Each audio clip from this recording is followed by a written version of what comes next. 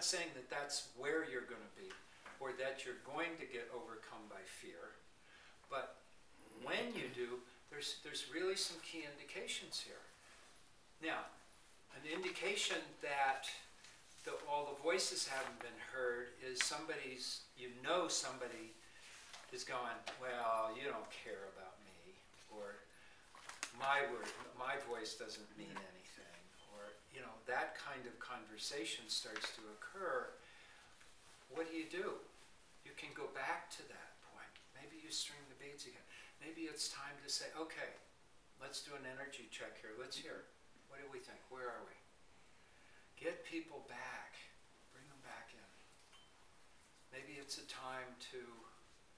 So, anyway, Kathy, you had a question.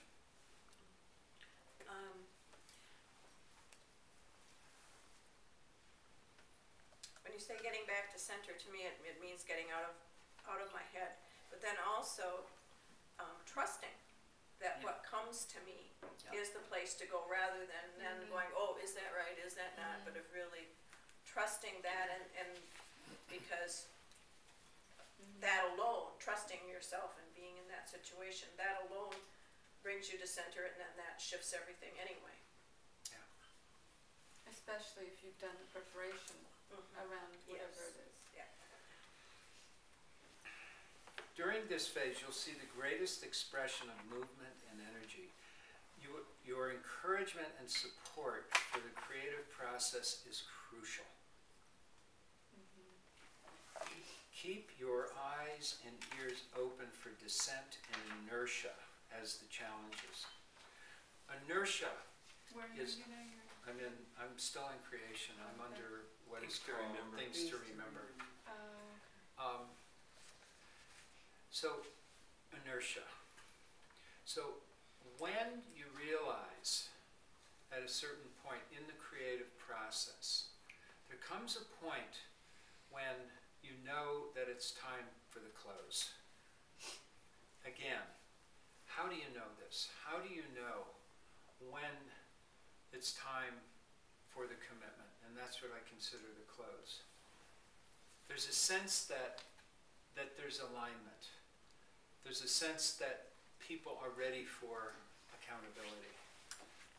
So the commitment to action is the final step. The design for committed action is embedded in the creativity of the assembled as the energy generated toward a common shared future that all can see and agree upon. Committed action is the product of alignment. So how do we know when we're there?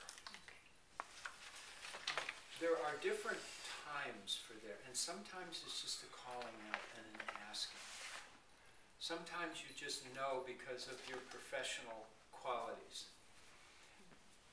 But the things to look for are the obvious. It's looking for the alignment. It's looking for a sense of agreement. There's a sense of, are we on the same page? Have we kept that sense of alignment? Do we have a shared sense of what our future might be? And then just calling it. So the toughest part in this phase is asking for the time. Are we ready for the commitment? What are we going to do together? And framing the commitment. It's like Patricia has been vigilant at the thought leader gatherings for asking people for commitments. It's because what we want to do is find a resolve. We want to find a place where we can close the loop. It's immensely practical. And quite often we don't do this. We let it go. And it might be as simple as saying, again, at the end of every thought leader gathering, not thought leader yet, Art of Convening call, one of the things that we do in the closing stringing is saying, what are we going to take away from, what is a learning, or what is a takeaway, or an epiphany? And then finally, what is a commitment we wish to make in the next 30 days? Right? Remember that? Each time we did that. And the reason we do that is that when we make commitments to ourselves, in the presence of others, There's all sorts of research about commitments. You make a commitment silently to yourself. I forget what the measurement is. It's a small measurement. When you make it with one other person or in writing, it goes up a little bit more. When you make it with a smaller group, but when you make a commitment in public, verbally to people, and you make a declaration, it's the highest form of commitment, and they're usually kept. Pardon? Like marriage. Yeah. Yeah. In this culture, the track record's not so great, but Sometimes. Depends on what the The intent intent is. anyway. Forever can be a short amount of time. so for me, it's a full loop coming back to commitment and action, or commitment to action. I begin to say to myself, okay, where did I start? Where did I start? What was at the heart of the matter for me? Why am I doing this work? It's an opportunity to go back and look again at the beginning of the wheel. It's a time to go back and take an inventory at this time and say, am I living through what the intent, what is at the heart of the matter? And in this case, for me, it's really the love in action. And so we get an opportunity to ask ourselves that question. Is this an integrity?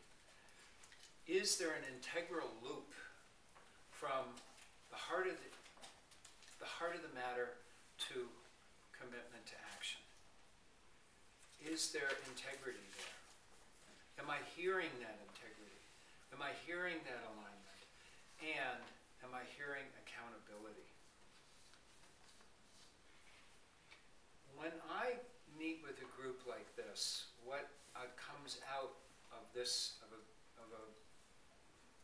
an AOC group or any kind of group that's really brings people together that are vitally interested, in my language, of their own transformation and that of their communities, their organizations, and the world, there tends to be a very high alignment and a high integrity to commitment.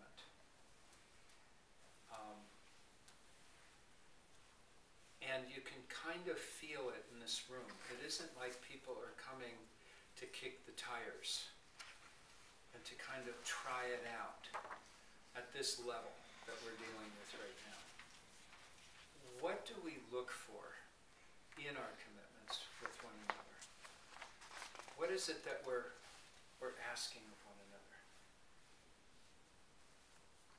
Have we in our deliberations and our considerations as conveners, have we really stepped out? Have we put our stake in the ground?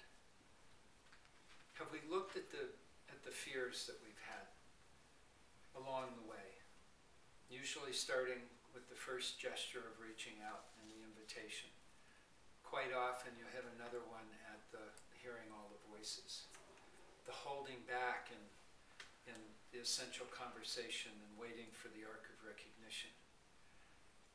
Looking in the creation process to really use your skills, use your intuition, use those skills that you have to really find that sweet spot of where's that creative process, the questions that you know are the ones that you really want to ask.